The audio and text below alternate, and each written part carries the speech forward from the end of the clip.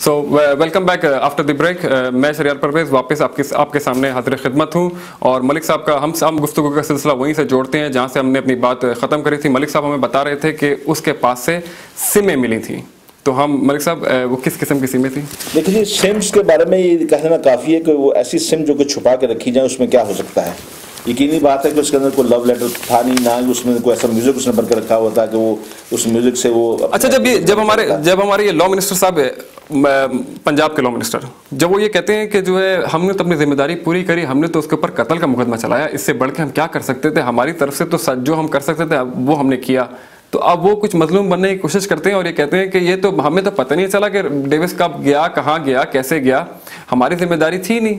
हमारी जो जिम्मेदारी थी केस हमने जो है पूरी करी और जो है हमने आगे बढ़ा दिया। उसके बाद तो अदालत जाने और मरकज जाने। देखिए, इस सिलसिले में कोई भी आदमी बरी जुम्मा नहीं है। जो लोग मासूम बनने की कोशिश करते हैं वो मासूम नहीं बन सकते। आखिर कब तक आप बेवकूफ़ यानी लोगों को बना सकते हैं? आप चंद लोगों को थोड़ी देर के लिए और सारी कौम को थोड़ी देर के लिए बेवकूफ़ बना सकते हैं, लेकिन सारी कौम को सारी उम्र के लिए बेवकूफ़ नहीं बना सकते। अच्छा, बहुत बड़ा मकूला है ये एक बात। दूसरी बात ये है कि ये मैं कैसे मान लूँ कि मरकज़ की मर्जी जो है उस पंजाब ने नहीं मानी। आप देखिए कि मुझे ये बताइए कि ये दीद का मामला जो किया गया वहाँ पे, पंजाब की हुकूमत के सब अफराद सो रहे थे क्या? उनको नहीं पता था कि पंजाब ही की एक अदालत में दीद का मामला तय किया जा रहा है? पहली बात तो ये है कि किसी हरबी काफिर के साथ दीद का मामला तो हो ही नहीं सकता। ये बात कहाँ है उलमा इकराम, कहाँ करिए इस बात का, क्यों नहीं उन्होंने आज तक नोटिस लिया? अच्छा, ये दूसरी बात ये है कि वो सिर्फ दो आदमियों का कातिल नहीं था, तीसरा आदमी को आग से कुचल के मार दिया गया था। वो उसके ऊपर तो पंजाब की हुकूमत ने सैकड़ों और मुकदमे बनाए थे जासूसी के लिए। वो कौम का मुजरिम था। जिस तरफ आप इशारा कर रहे हैं फसाद फिलर्स का, जो आपने अभी बात करी, इसका आपने अभी इशारा भी किया है, मुझे ये समझ नहीं आ रहा कि ये चले मैं समझ सकता हूँ, जैसा कि आपने अपनी तहमीद में भी और उससे पहले भी हम डिस्कस करते रहे कि ये सारा उसी तसलसल है जो परवेज़ मुशर्रफ साहब की पॉलिसी थी, वही आगे बढ़ती हुई आगे जा रही है। लेकिन हम ये देखते हैं कि ये जो अदालत है तो चेंज हो गई है। उन्होंने भी इस बात का नोटिस नहीं लिया। नहीं, जब चीफ जस्टिस साहब इतने सारे सो मोटो एक्शन लेते हैं तो यहाँ उनका नहीं बनता था कि इतने बड़े कौम के साथ कंस्पायरेसी हो रही है तो इसके बारे में कुछ करें?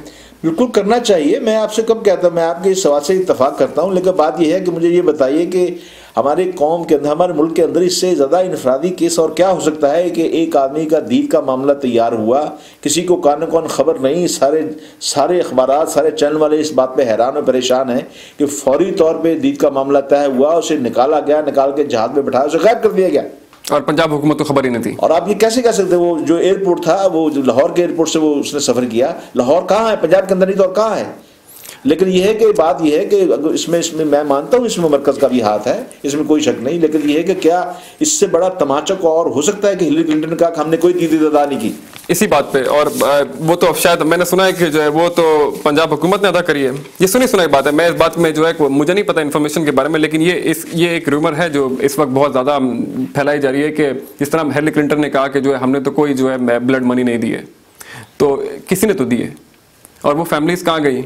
मुझे तो मैं इस बात को समझने से अभी भी मुझे नहीं पता कि जब इमरान खान साहब ने उस जलसे के दौरान उसके घर के बाहर खड़े होके ये बात कही कि हमारे जो लोग हैं वो इस घर की हिफाजत करेंगे और हम देखेंगे कि मतलब इनको कोई प्रेशराइज करता है या नहीं करता, और फिर वो अचानक से वो लोग गायब हो जाते हैं। अब उनका नामो निशान नहीं है, पता नहीं है। कोई कहता है ग्रीन कार्ड मिल गया, कोई कहता है पैसे ले लिए। अब वो 1.2 मिलियन 2.4 मिलियन जो भी डॉलर्स जो गए हैं, जो भी हुए, वो किसी ने तो अदा किए हैं। देखिए, आप मुझे फिर पता नहीं क्यों एक शेर याद आ रहा है, वो है कि शिकायत ये नहीं कि है क्यों नूर की बेकदरी, शिकायत ये है कि है मोतबर अंधेरा क्यों। गुजारिश ये है कि आप फिर उसी दीद के ऊपर चले आते हैं। मैं कहता हूँ इसके अलावा 133 मुकदमे थे रेमंड के ऊपर जब मुल्क के साथ जासूसी करने के सिलसिले में। क्या उसकी दीद अदा कर दी गई? वो किसके पास इख्तियार थे उसको सारे केसेस माफ करने? वो तो कौम का मुजरिम था। उसके ऊपर जासूसी के इल्ज़ाम साबित हो चुके थे, उससे रेड हैंड से उससे कुछ चीज़ें पकड़ी गई थी और बहुत सी बातें हो रही हैं। जब आखिरी जिसके बाद ये दीद का मामला चला तय हुआ, उससे पहले बाकायदा तौर पे पाकिस्तान ISI के और CIA के बाकायदा मुज़ाकरात हुए उसके ऊपर, और उस पर मुज़ाकरात फिर उन्होंने बताया गया कि ये उससे जो रेमंड से जो इतलात मिली कि भाई 80 के करीब और रेमंड हैं आपके मुल्क में, तो कहा गया जी इनको उठा के आप ले जाएँ, आप इस मुल्क से ले जाएँ आप इस 80 रेमंड को, क्योंकि 80 रेमंड को फिर पकड़ लिया जाएगा। ये भी एक शुनीद है, ये भी एक खबर चल रही है यहाँ पे कि इसके मुकाबले में और 80 आदमी जो उनको पता चला और बहुत बड़ा नेटवर्क था जिसका इंकशाफ हुआ और उनको निकाल दिया गया, तो सब लोगों को निकाल दिया गया। तो वो पाकिस्तान में नहीं है अब? सुनने में ही आया कि वो नहीं, सुनने में ही आ रहा है कि वो बहुत सी कसीर तादाद जो है वो निकाल दी गई है और उसकी सारी मालूमात जो है रेमंड से मिली है। अच्छा, अगर इसको एक और पहलू को जो बड़ा बहुत दिनों तक जो नजरअंदाज किया गया वो ये था कि जो है वो जो एक गाड़ी जो रेमंड के लिए आई और फिर उसने भी एक शख्स को कुचल दिया, जी जी, उस गाड़ी का कोई ना पता है ना इन्होंने शायद डिमांड, ये हमारे लॉ मिनिस्टर साहब कहते हैं पंजाब के जो है हमने तो डिमांड करी थी, अब वो नहीं दे रहे तो हम क्या करें। तो ये इस बारे में भी आपको कोई इन्फॉर्मेशन है कि मतलब वो कहाँ गए, क्या हुआ, वो लोग कहाँ हैं, और वो जो शख्स उसकी भी कोई दी ददा हुई है या नहीं हुई है? किया है कत्ल अना को खुद अपने हाथों से, ये काम मेरे लिए खुदकुशी से मुश्किल था, इसके अलावा और कुछ नहीं मैं कह सकता। अच्छा, ये फिर हम वापस से जो है अपने इस मरकजी किरदार की तरफ और ख़ास तौर पे जो हमारे इदारों की तरफ वापस आते हैं। कुछ फौज के इन्वॉल्वमेंट ख़ास तौर पे सेनेटर कैरी के बाद आपको लगता है कि मतलब ये जो हमारे वजीर हैं या जो हमारी जो ये हमारा सियासी बिसात जो बिछाई हुई है इन लोगों ने, इनके अंदर इतनी पावर है कि ये अपने ऊपर कोई ऐसा फैसला, इतना बड़ा फैसला, इंटरनल सिक्योरिटी का फैसला कर सकें, रेमंड को रहा कर सकें? देखिए, बात यह है कि जो लोग बैठे हुए हैं वो तो ISI को हर तरीके से डोमिनाइज कर रहे हैं ना। वो तो आप ये देखिए कि अब जो सुनने में आ रहा है, बल्कि अब तो ये चीज़ें अफशा हो चुकी हैं कि ISI का 70% जो बजट है वो ख़त्म कर दिया गया है। आपको याद होगा कि यूसुफ गिलानी जब पहले हमारे जो वज़ीर आज़म हैं, जो पहला अमेरिका दौरा करने जा रहे थे, तो अमेरिका दौरा करने जाने से पहले इन्होंने ISI के बारे में नोटिफिकेशन जारी कर दिया था कि आज के बाद ये अब्दुर्रहमान मलिक साहब के जो वज़ीर दाखिला उसके अंडर हो गए। लेकिन यह है कि फौरन 1.5 घंटे के बाद नोटिफिकेशन वापस लेना पड़ा जी। और इसकी बकायदा बासपुर्श हुई। ये बकायदा अमेरिका ने, हिलरी क्लिंटन ने बकायदा तौर पर कहा, इसने कहा कि क्या हर्ज है, हमारी बहुत सी इंटेलिजेंस एजेंसियां जो जितनी मोस्टली इंटेलिजेंस एजेंसियां हैं वो हमारी हुकूमत के, सिविल हुकूमत के अंडर हैं। हालांकि वो भी गलत कह रही हैं, ऐसी बात नहीं है। हुकूमत की अपनी जो इंटेलिजेंस एजेंसियां होती हैं, बात यह है हम ISI की जब बात करते हैं तो ISI मेरे मुल्क की एक एजेंसी है, आपके मुल्क की वो एजेंसी है। आप सो रहे होते हैं, वो जाग रही होती है, उसका ये काम है, उसकी ड्यूटी है ये अपने शहर की हिफाजत करना। और वो कौन लोग हैं जो कि ऐसे इदारों के पीछे से उनकी शहर काटने की कोशिश करते हैं, आपको नहीं पता। आप दूसरी बात यह है, कैरी लूगर बिल में जो बिल सामने आया, आप भी उस पैनल में मौजूद थे। कैरी लूगर बिल के ऊपर हमारे 3 प्रोग्राम आपके साथ भी हुए, उसमें बकाया तौर पे उसकी एक शिक पे आप बेशक वो बात हुई थी। मैं उसी तरफ वापस आ रहा हूँ ना, मैं सिर्फ उसमें तो आपके लोगों के जो अफवाज के बड़े बड़े ऑफिस हैं, इनकी जो सिलेक्शन जो है वो भी कहीं और से होनी है। बेशक वो तो बात आपकी सही है कि लेकिन मेरा सवाल ये है कि जिस तरह आप कह रहे हैं कि हमने ISI जो है वो हमारा इदारा है, हम खुद भी कह रहे हैं कि ये हमारा इदारा है और हमारे लिए, और हम सो रहे होते हैं और ये हम जाके हमारी हिफाजत कर रहे होते हैं, इसमें तो कोई दो राय है नहीं।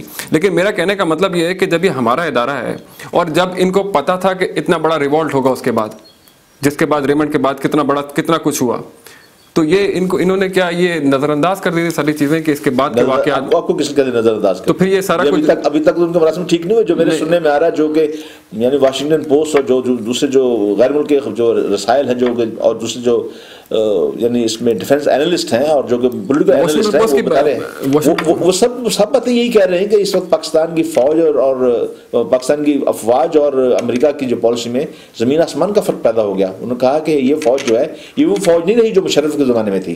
वो तो आप खुद इस बात का इतराफ़ कर रहे हैं, वो तो चाहते हैं कि आपको कुछ करना।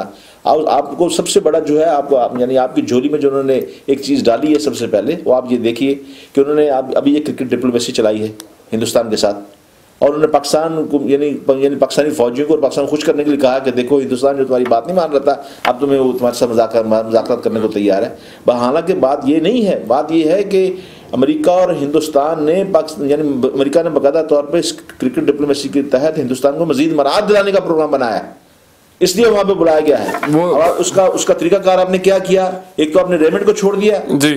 अभी ये ताज़ियने कम नहीं थे कि अब्दुर्रहमान मलिक ने हिंदुस्तान का जो सबसे बड़ा जासूस पाकिस्तान के अंदर कैद था, जिसने सैकड़ों कत्ल पाकिस्तान के किए, और उसको बाकायदा तौर पे उसकी समरी तैयार की वज़ारत दाखिला ने, फौरी तौर पर वज़ीर आज़म को भेजी गई और चंद घंटों के अंदर जरदारी साहब ने साइन करके उसे रिहा कर दिया। तो सिर्फ रेमंड रानी हुआ, उसके अलावा भी जो है और ये देखिए हिंदुस्तान के आदमी को भी आपने, जासूस को भी आपने रिहा कर दिया। इससे 2 खतरात पैदा हुए, 2 चीज़ें बनी इससे। एक तो ये है कि गैर मुल्की जो एजेंसीज हैं उनका मोरल बहुत बुलंद हुआ। उसने कहा कि आप जो मर्जी कर लें, हमारी घूमते इतनी ताकतवर हैं कि हम अपने आदमी पकड़े भी जाएं, उनको छुड़ा के ला सकते हैं।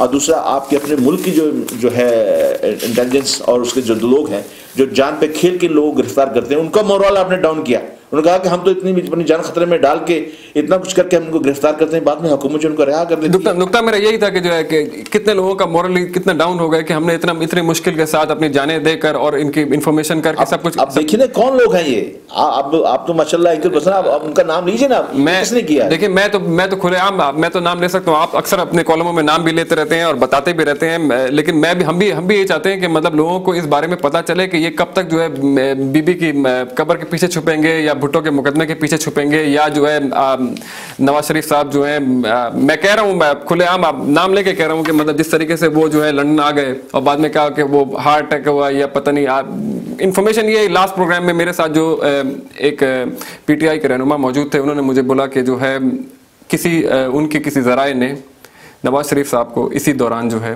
हैरिट्स के अंदर खाना खाते हुए देखा। अच्छा बहरहाल मैं यहाँ था नहीं इस मुल्क में, मैं तो चंद दिन पहले, लेकिन हम वापस से रेमंड की तरफ जाते हैं। मुझे ये बताएं कि जो है ये CIA को, वो तो खुद इतना बड़ा इदारा है और इतने सारे उनके पास वसाइल हैं, गवर्नमेंट सपोर्ट है, ये है वो है, उनको ये प्राइवेट कॉन्ट्रैक्टिंग करने की क्या जरूरत पड़ती है? देखिए ये अमेरिका आज से नहीं कर रहा, ये जो बैक वाटर की जो है, इसमें एरिक प्रिंस को आप देख लीजिए, अमेरिका आज से नहीं कर रहा है। अमेरिका जो है प्राइवेट ऐसे इदारों की जो खिदमत है पिछले 30 साल से ले रहा है, पिछले 30 साल से वो कर रहा है। ये बाकायदा प्राइवेट फौज जो है, प्राइवेट फोर्सेस जो है, जिन गुंडों बदमाशों पर मुश्तमिल होती है, इनके पास पूरी ट्रेनिंग होती है, बल्कि अमेरिका के अफवाज के खुद बहुत से लोग इनके पास इतनी ट्रेनिंग नहीं होती। ये जो ब्लैक वाटर वाले हैं, इनके पास अपने जहाज हैं, अपने बहरी जहाज हैं, इनके अपनी नेवी एयरफोर्स है, इनके अपने कमांडोज हैं, ये बहुत बड़ा इलाका इनके पास है। मैंने बाकायदा तौर पर उस इलाके के नक्शे और जो चीज़ें आपके सामने रखी हुई हैं, जी बिल्कुल, जहाँ पे इन्होंने तरबियत हासिल करते हैं। जैसे मैंने आपको बताया कि ये मुख्तलिफ उन्वानात के साथ पाकिस्तान में आए। आपको याद होगा कि बहुत बड़ा इनका एक 5 आदमी का एक वफद था जो पकड़ा गया कोटा के अंदर, उन्होंने शलवार कमीजें पहनी हुई थी, वो पश्तो बोल रहे थे जब पकड़े गए, और वो ब्लैक वाटर के आदमी थे, वो भी प्राइवेट कॉन्ट्रैक्ट आए थे। अब ये बताइए कि वीजा कौन दे रहा है? हसैन हक्कानी।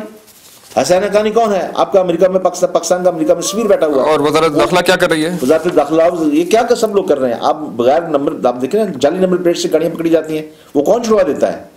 वही जो पश्तो को बोल रहे थे, जो 5 आदमी थे ब्लैक वाटर के, पकड़ के उन्हें आप इस्लामाबाद के थाने में, कोसार थाने में लेके गए, और जब तक ISI के दूसरे आदमी वहां पहुंचते उससे पहले उन्हें रिहा कर दिया गया। कौन ले गया उन्हें रिहा करा के? ये कौन लोग थे जो उन्हें रिहा करा के लेके थाने के अंदर से? ये पूरा रिकॉर्ड मौजूद है। वही लोग हैं, आपके दुश्मन तो वही लोग हैं ना जो इन लोगों को छुड़ा के ले जाते हैं। और आपकी हुकूमत के अंदर वो बकायदा कोई वजीर है, कोई मशीर है, कोई सेनेटर है, कोई ऐसे लोग हैं मौजूद। तो फिर ये वही लोग हैं ना जिनको हमारे ही लोगों ने वोट देकर यहाँ तक पहुंचाया है। बस यही तो बात है। मैं इस आप देखिए ना, लेकिन फिर एक बात ये भी है कि जो है आज तक कभी पीपल्स पार्टी ने अपने टोटल करियर के अंदर 35% से ऊपर वोट नहीं लिए हैं।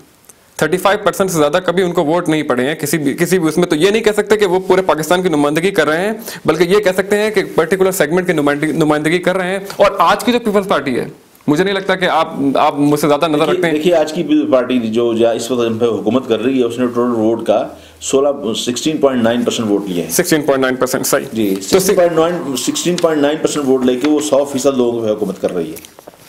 और ये जो है अब इस मसले में होगा क्या कि अब आगे, जैसे अदालत ने, आपको शायद इतला हो या नहीं हो, कि अभी थोड़े दिनों परसों की खबर है कि अदालत ने ये समरी जो है वापस भिजवा दी है कि रेमंड के मामले में, क्योंकि ये जो आपने जिस पर आपने इशारा किया फसाद फिलर्स है, कि जो उसने स्टेट के खिलाफ क्राइम किया है, उसका तो नोटिस लिया ही नहीं गया जी। सिर्फ दियत की बात हुई और जो है कसास लेके छोड़, जो भी कुछ हुआ। लेकिन इस बारे में अब अदालत का आप क्या देखते हैं कि आगे के जो पाकिस्तान और खास तौर पर पाकिस्तान US रिलेशनशिप, इसका क्या बनेगा? देखिए US पाकिस्तान के रिलेशन तो हमेशा से वही रहेंगे जो होते हैं। और मैं आपको एक बात बता दूं, अमेरिका के जो रिलेशन होते हैं वो अपने मफादात पर मबनी होते हैं। और आप एक बात अपने जहन में याद रखें कि गुलामों की कोई से नहीं होती, गुलामों की कोई पॉलिसी। मुझे आपकी बात से मुझे भुट्टो साहब का एक जुमला याद आ गया, जो आखिरी उन्होंने उस आखिरी दौरान जब मुबशिर हसन साहब शायद उनसे मिलने के लिए गए, तो उन्होंने शायद अपनी किताब में जिक्र भी किया कि ये जो है याद रखना कि जो है बुज़दिल कौमों के बहादुर लीडरों के साथ क्या होता है जी। तो ये आपने मैं उसकी तरफ नहीं जा रहा। ये बहरहाल याया बख्तियार ने एक पीपल्स पार्टी के बहुत बड़े मॉब को ये बात बताई थी जब वो गए थे, उनसे मिले थे, उनसे बात, क्योंकि याया बख्तियार के बारे में लोगों को ये बहुत शक था कि इन्होंने पीपल्स पार्टी के यानी जो लीडर है उसका मुकदमा जानबूझ के हारा है। और जिसके जवाब में उन्होंने याजब अख्तियार ने ये बात कही थी, लोगों ने जब उससे पूछा था। लेकिन मैं आपसे ये बात नहीं कर रहा, मैं इस वक्त जो मैं आपसे कह रहा हूँ कि जो मौजूदा जो हालात है, जो आपका सवाल है, आप कहते हैं अदालत क्या कर रही है। मैं आपको बताता हूँ कि अदालत अपने इख्तियारात के मुताबिक बहुत सारा वो काम कर रही है जो उसके बस में है। मकसद तो ये है कि आपको जो साहिब नज़र जो देख रहे हैं, जिन्हें सियासत का थोड़ा बहुत विजन का पता है, जिनको पता है, वो देख रहे हैं कि इस वक्त हुकूमत जो है बाकायदा तौर पर हर अदारे के साथ लड़ाई के चक्कर में बैठी हुई है, हर अदारे के साथ बाकायदा तौर पर उसकी महाजर आई है। अब आप ये देखिए कि जो हमारी सेंट्रल हुकूमत है, अदालत के साथ उसकी नहीं बन रही। अदालतों के साथ हर रोज़ कोई ना कोई एक नया उसके साथ एक तनाज़ा खड़ा है। अदालतों के साथ सब चीज़ें उसकी चल रही हैं। उसके जो वज़रा हैं उन करप्शन के केस उसमें चल रहे हैं। अब उस करप्शन में मुलव्वस है, लेकिन कोई उसके सामने नहीं आ रहा। अब आप ये देखिए कि और तो और आपके वज़ीर आज़म और उसके बेटे के ऊपर खुला ये इल्ज़ाम लगाए जा रहे हैं कि हज केस के अंदर उन्होंने अरबों रुपए कमाए हैं जी। अब देखिए क्या हो गया, क्या वज़ीर आज़म तब्दील हो गए। अब आपके FIA आप देखें, आपके जो FIA का नया जो सरबराह बनाया गया है, वो बलूचिस्तान के उसकी सिर्फ मुलाजमत की जो मुद्दत है वो सिर्फ 3 महीने है। वो जान के इसलिए उसे मुकर्रर किया गया ताकि 3 महीने के अंदर ये अपनी कारकर्दगी का इज़हार करे। कारकर्दगी अच्छी हुई, यानी कि कारकर्दगी हुकूमत के हक में हुई, तो उसे एक्सटेंशन मिल जाएगी। और एक्सटेंशन भी ऐसी होती है कि एक्सटेंशन वाले को कभी भी बरतरफ किया जा सकता है। अगर नहीं होती तो 3 महीने के बाद फिर अपना नया को हर कारा ले आएंगे वहाँ पे। और ये टैक्टिक्स जो है ये खेली जा रही हैं, ये चालें की जा रही हैं, लेकिन ये चालें कब तक की जाएंगी। लेकिन मैं एक बात समझने से अभी भी कासिर हूँ कि जब ये सारा वाकया हुआ और सब कुछ हुआ तो लोगों ने कहा शायद, और ख़ास तौर पे जो लीडर्स, जो हमारे ऐसे लीडर्स जो इस वक्त असेंबली के अंदर नहीं है, जो बाहर खड़े हुए हैं कि हम इनकलाब आएगा, अब ये होगा, अब वो होगा, लेकिन हम देखते हैं कि कुछ हो ही नहीं रहा। इनकलाब कैसे आएगा? तो मतलब ये कि उससे पूछिए ना जो कह रहे हैं इनकलाब आएगा, उससे पूछिए इनकलाब कैसे आएगा। वो कहते हैं लोग आएंगे रोडों पे और उसी तरीके से जैसे चीफ जस्टिस के पीछे आए थे उसी तरीके से लाखों का मजमा होगा, फिर मार्च करेंगे। पर आप ऐसा कीजिए कि कोई ऐसा काम करिए, इनकलाब से पहले जो अदालत ने फैसले किए उस पर अमल दरामद हो जाए। उसके लिए तो आपको पता है कि ये तो देखिए अब ये ऊपर अमल दरामद हो जाए तो इनकलाब है। एक बात तो वाज़ेह हो गई है कि जो है ना ये मानेंगे, ये बात तो आप सबको समझ में आ गई है कि ना ये 3 साल से अब तक माने हैं, ना ये आगे मानने का इनका कोई इरादा है कि ये मानेंगे भी नहीं। ये तो ये चाह रहे हैं कि निजाम किसी तरीके से हम तो मजलूम बन के वहीं पे आगे जो मैंने आपसे कहा मैं तो उस बात से आपकी बात से हमेशा एग्री करता हूं, लेकिन आवाम के लिए सिर्फ कि हमारा मैसेज ये है कि हम आगे लोगों को पता चले कि जो हो रहा है। क्योंकि अक्सर लोग यही समझते हैं कि देखें, अक्सर जब जरदारी साहब कहते हैं कि जो है, खासतौर पर मिर्जा साहब कहते हैं कि सिंध के लीडर के साथ ये हो गया, पंजाब के लीडर के साथ ये हो गया, ये इस किस्म की जो डिवाइड है कौम के अंदर, एक कौम के अंदर इस किस्म की डिवाइड जब क्रिएट होती है तो ये कौम को किधर लेके जाएगी। देखिए बात यह है कि आप लिसानियत की बात आपने कर दी। अब आप ये देखिए कि लिसानियत के नाम के ऊपर पहले कराची के अंदर टारगेट किलिंग हो रही है। अब आप ये देखिए कि आप कौम जो है क्यों ये भूल रही है कि इस लिसानियत की ये जो MQM का मैं नाम लेके बताता हूँ कि MQM के जो लीडर हैं अल्ताफ हुसैन साहब, उन्हें हिंदुस्तान में जाके हिंदुस्तान के स्टेज के ऊपर बाकायदा तौर पर यह कहा कि पाकिस्तान बहुत बड़ी गलती है, बहुत बड़ा ब्लंडर है। अब आप देखिए कि उस MQM के जो लीडर हैं आज वो मौजूद है और उन्होंने बाद में अपने इंटरव्यू में इस बात को ऑन भी किया। उसने कहा मैं अब भी इसमें मुतफिक हूँ, मैं कहता हूँ कि पाकिस्तान का बनना बहुत बड़ा ब्लंडर है। और आप वो कहते हैं, आप ये देखिए क्या वो लिसानी जमात नहीं, ये तो जुल्फिकार मिर्जा यही इल्जाम लगा रहे हैं ना। जुल्फिकार मिर्जा जिसको निकाला गया, जो पार्टी के वज़ीर दाखिला थे, उन्होंने कहा कि अब बत्ताखोरी भी खत्म हो जाएगी और ये लिसानी तो मामला भी खत्म हो जाएगा, ये सब चीज़ें खत्म हो जाएंगी। और इसलिए कि मुझको निकालना मकसूद था। वो चाहते थे क्योंकि ये खुफिया तरीके से ये काम चल रहा था। वो पहले ही बता रहे थे कि जी जुल्फिकार मिर्जा ही का प्रोग्राम। मैं जुल्फिकार मिर्जा की वकालत नहीं कर रहा, मैं जुल्फिकार मिर्जा के जो आजकल के बयानात हैं वो आपके सामने दोहरा रहा हूं। मैं मलिक साहब, मैं आपको एक और चंद वाकयात की तरफ जो है ना तवज्जो दिलाना चाहता हूँ। आपके बेशक बिल्कुल नज़रों में होंगे कि ये जो इस किस्म के वाकयात होते हैं कि इमाम बारगाह में बम फट गया, या जो है किसी जलसे में हो गया, या किसी मस्जिद के अंदर हो गया, या किसी और जगहों पे, इसके अंदर ये फॉरेन जो इंटरवेंसिव और कॉन्ट्रैक्टर्स ये इन्वॉल्व हैं या नहीं? बिल्कुल है। और जब इन्हीं केसेस की तरफ तो मैं इशारा कर रहा हूं। जब पीपल्स पार्टी ये कहती है कि इसमें तो रेडिकलिज्म इन्वॉल्व है, इसमें तो इस्लामिस्ट इन्वॉल्व हैं, मैं अक्सर इनके बयानात सुनता हूं और मुझे बड़ी हैरत होती है कि ये। अब आप ये बताइए मुझे,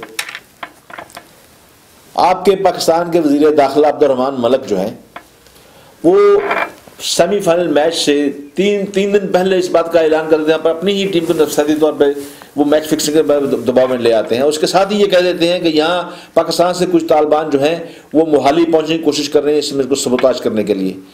हालांकि उन्होंने हिंदुस्तान की मदद की, हिंदुस्तान के अदारों की मदद की, क्योंकि हिंदुस्तान के अदारों को इस बात का खदशा था कि हिंदू जो दहशतगर्द है उन्होंने धमकी दे रखी है कि अगर पाकिस्तान का हिंदुस्तान के साथ मैच होगा तो हम पाकिस्तान की टीम को जिंदा नहीं जाने देंगे।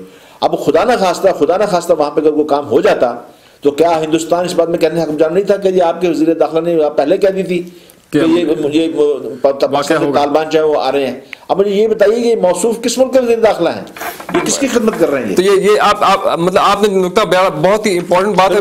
मैं नाज़रीन के लिए एक दफा फिर दोहरा दूं कि मलिक साहब का कहना है कि ये जो ज्यादातर वाकयात जो इन जनरल हम जो देखते हैं कि जो इस किस्म के वाकयात होते हैं जहां पर जानी और माली नुकसान जो है देखने में आया, उसमें ज्यादातर जो है ये फॉरेन इन्वॉल्वमेंट होती है, बनिस्बत ये कि अक्सर लोगों का कहना है कि जिस तरह अभी आपने बेनज़ीर की रिपोर्ट के हिसाब से, मैं सिर्फ एक छोटा सा सवाल जल्दी से कि जो है जिससे बेनज़ीर की रिपोर्ट आई अभी इन्होंने पेश नहीं करी है, लेकिन कहना यही है कि इन्होंने जिम्मेदारी जो है वो बैतुल्लाह महसूद पर डाल दी है। जी ऐसा तो है, आपने वो सवाल छोटा किया, छोटा जवाब ये कि बाकी इन्होंने ये कहा तो है तो ये कि ये जो है अब ये मतलब ये कि ये बड़ा आसान है कि ऐसे शख्स के ऊपर डाल दो। और जिस तरह आपने अगर बैतुल्लाह महसूद के ऊपर जिम्मेदारी डाल दी है, फिर मुशर्रफ के वारंट क्यों जारी हो गए? तो वो कहते हैं कि जो है ना, क्योंकि वो स्टेट का सरबराह था तो उसको इन्फॉर्मेशन होनी चाहिए थी कि जो है ना क्या हो रहा है दुनिया के, मतलब पाकिस्तान के अंदर। इससे कुछ आगे भी कह रहे हैं कुछ लोग, अगर वो ये कह रहे हैं तो उनके बारे में लोग कुछ और कह रहे हैं। वो तो ठीक है, लेकिन उन लोगों के बारे में ये लोग कह रहे हैं कि ये जो बेनज़ीर की जो वसीयत जो विल जो तैयार की गई है, ये उनके कत्ल से चंद घंटे पहले, 2-3 दिन पहले तैयार की गई है। और लोग ये भी कह रहे हैं कि इसके अंदर उसके जो सीधा जो आदमी 3-4 आदमी के नाम लिए जा रहे हैं, ज़रदारी को जो राइट और लेफ्ट हैंड साइड बैठते हैं, ये उन लोगों का हाथ है। तो ये लोग तो ये भी कह रहे हैं। अब मुझे बताया पाकिस्तान किधर जा रहा है? पाकिस्तान इंशाल्लाह बिज़निल्लाह अपने अच्छे बेहतर की तरफ जा रहा है। और मैं ये समझता हूँ कि बावजूद तमाम कोशिशों, तमाम मुसीबतों के, तमाम मसाइब के और तमाम इतने जो हालात वगरमू हुए, इसके अलावा इसके बावजूद इंशाल्लाह पाकिस्तान का नौजवान जो आज फिर से बड़ा पुरअज़म है पाकिस्तान को इस मुसीबत से निकालने के लिए, इस मसाइल से निकालने के लिए। और मैं ये समझता हूँ कि जैसे कि मकूला मशहूर है कि मच्छी जो है पत्थर चाट के वापस आती है, मछली जो है पत्थर चाट के वापस आती है। मछली का सर टूट चुका है, फूट चुका है। अब जुलाई के अंदर अफगानिस्तान के अंदर से यानी बोरिया बिस्तर गोल हो रहा है, और उसके बाद वो चाहते हैं, अमेरिका चाह रहा है कि नफरत की जितनी भी फैक्ट्री है वो हिंदुस्तान के हवाले कर दी जाए। इस बारे में आपसे मैं ज़रूर बात करूंगा कि जब ये जो आफ्टर अमेरिका के जाने के बाद जो हालात डेवलप होंगे, जो हमारे जो जिस किस्म की सिचुएशन जो आगे डेवलप होंगी, उस बारे में हम ज़रूर बात करेंगे। लेकिन मैं सिर्फ आखिरी के लिए, कौम के होप के लिए और सब सुनने के लिए, क्योंकि मुझे अक्सर बड़ा हैरत होती है इस बात पर कि अक्सर लोग कॉलें देते हैं कि जो है अब इनकलाब आ गया। अक्सर आपने इनकलाब इस वक्त ऐसा लफ्ज़ है जो इस वक्त जो है पाकिस्तान के सियासी माहौल के अंदर सबसे ज़्यादा फेमस इस्तिलाह है कि इनकलाब इनकलाब इनकलाब। इवन के पीपल्स पार्टी भी खुद ये कह रही है कि इनकलाब। अब मुझे समझ नहीं आ रहा कि ये इनकलाब की इस्तिलाह जो है, जो इस्तेमाल हो रही है, इसका मकसद क्या है?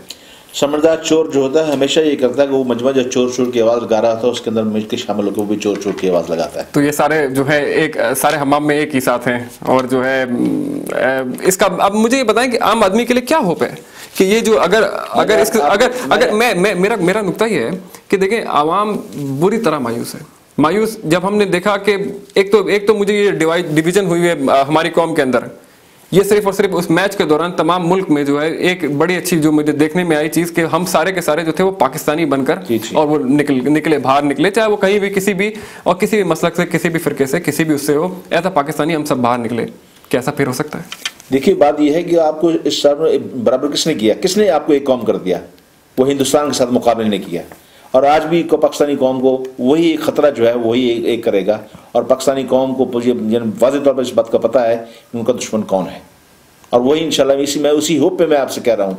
मैं अब भी आपके इस प्रोग्राम के तौर से ये बात कर रहा हूँ कि जुलाई के बाद हालात बहुत तब्दील होने वाले हैं। और हिंदुस्तान के लिए मैं उसे मुतनब्बे भी कर रहा हूँ आपके इस प्रोग्राम से कि अगर वो अभी पाकिस्तान के जो साथ उसकी जो मुनाक़शा चल रही है उसको उसने अगर आप हल ना किया, और सबसे सरफहरिस्त मसला कश्मीर है, अगर उसने मसला कश्मीर हल ना किया तो फिर हिंदुस्तान को और बहुत, कश्मीर के अलावा और बहुत कुछ देना पड़ेगा। शुक्रिया मलिक साहब, आपसे अब बात करके कुछ दिली सुकून मिला। और ये एक उम्मीद की किरण जो होप है वो हमारी कौम के लिए, और मकसद भी यही था प्रोग्राम का। मकसद ये था, देखें आप, प्रोग्राम का मकसद ये बिल्कुल नहीं था कि जो है लोगों को जो है और डराया जाए और ये बताया जाए कि मुल्क तबाह हो गया और ऐसा हो गया और वैसा हो गया, बल्कि मकसद ये था कि जो है एक तो ये जो जहाँ फ्लॉज हैं उनकी निशानदगी की जाए, और दूसरी तरफ उनसे बचाव की तदबीर, जिस तरह आपने जो है कुछ निशानदगियां करी हैं। और इंशाल्लाह ताला जुलाई के महीने में आपसे जरूर बात होगी इस बारे में कि आगे क्या होगा, उससे पहले भी बात कर लेंगे इंशाल्लाह। तो मैं आपको ख़वातीन और हज़रात, क्योंकि वक्त कम है, आप हमें अपनी आरा से ज़रूर आगाह करिएगा। आज हमने जो है रेमंड डेविस के हिसाब से और उसके जो वाक़यात ज़हूर पजीर हुए उस दौरान उस बारे में बात करी, इदारों के बारे में बात करी, कुछ मुल्क की मसाइल के बारे में, इंटरनल सिक्योरिटी और खारजा पॉलिसी पे बात करी। अगले प्रोग्राम में आपसे फिर बात होगी। उस वक्त तक के लिए इजाज़त दीजिएगा अपने मेज़बान शहरियार परवेज़ को। अस्सलाम वालेकुम व रहमतुल्लाहि व बरकातहू।